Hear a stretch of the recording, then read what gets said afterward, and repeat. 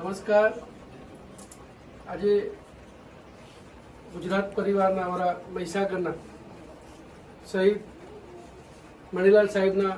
ઘરે આવ્યા હતા. એમને ભાવપૂર્ણ શ્રદ્ધાંજલિ અર્પિત કરવા તેમજ પરિવારને સાંત્વના આપવા માટે અને ગુજરાતના તમામ પેરામિલિટરી પરિવારને એક સંદેશ પણ આપવા માંગીએ છીએ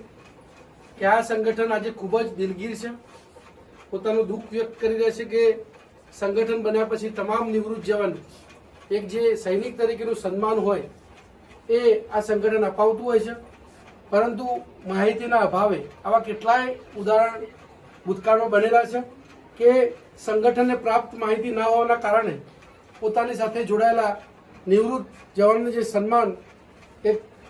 ઇન્સ્પેક્ટર અને ગાર્ડ આવતી હોય છે અને એક સલામી આપતી હોય છે અને એમને આર્થિક સહાય આપતા હોય છે, એ અમે તાત્કાલિક નથી આપી શક્યા. એના માટે સંગઠન ખૂબ જ દિલગીર છે, પરંતુ સાથે એક વિનંતી પ્રાર્થના કરી રહ્યા છે કે આપણા પરિવાર સાથે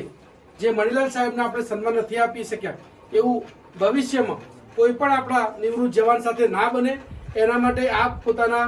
પત્ની, દીકરી, ઘરમાં પુત્રવધુ હોય, દીકરા હોય એ તમામનો નંબર જિલ્લા પ્રમુખને આપો અને પોતાના જિલ્લાના કોણ જિલ્લા પ્રમુખ છે, કોણ મહિલા પ્રમુખ છે, કોણ તાલુકા પ્રમુખ છે, કોણ પ્રદેશ પ્રમુખ છે, કોણ મહામંત્રી, ટૂંકમાં સંગઠનના પદાધિકારીઓ સાથે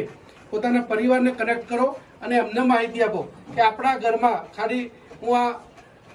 મૃત્યુની જ વાત નથી કરતો, અવસાનની જ વાત નથી કરી રહ્યો, પરંતુ ક્યારેક ક્યારેક આપણા પરિવાર સમક્ષ અસામાજિક તત્વો દ્વારા પણ ક્યારેક સૈનિકોને પરેશાન કરવામાં આવતા હોય છે. તો આપણે એવા અસામાજિક તત્વો સામે પણ લડી શકીએ એવી ક્ષમતા છે. આ સંગઠન સાથે ખૂબ મોટી શક્તિ છે અને એની રજૂઆત ચાહે ગાંધીનગર હોય કે દિલ્હીની ગાદી સુધી કરતા હોય છે અને જવાનો ન્યાય અપાવતા હોય છે. માટે કૃપા કરી આપણે આ જવાન જે મણીલાલ સાહેબ છે એમને આપણે સન્માન નથી આપી શકાય, એમાંથી આપ સૌ એક ઉદાહરણ એક્ઝામ્પલ લેજો અને આવી ભવિષ્યમાં કોઈ પણ આપણા પરિવાર સાથે ઘટના ના ઘટે એના માટે આપ સૌ સતર્ક રહેજો અને જે જવાનો સંગઠન સાથે જોડાયેલા છે એ અન્યના સંગઠન સાથે જોડાવા માટે પ્રેરિત કરજો.